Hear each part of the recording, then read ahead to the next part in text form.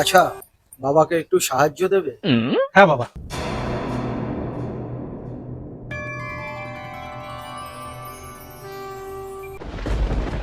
ও বাবা, আপনি টাকা নিয়ে চলে গেলেন, একটু আশীর্বাদ দিয়ে যান।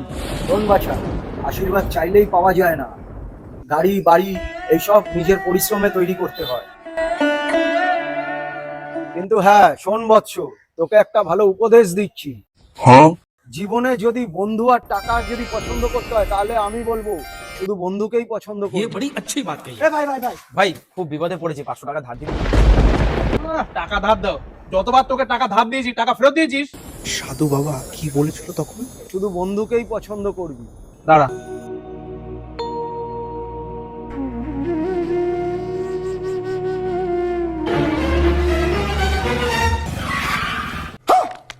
अब तू गया बेटा, अब तू गया, देख तेरी औकात मैं दिखाता हूँ तुझे। सिस्टम पार देंगे।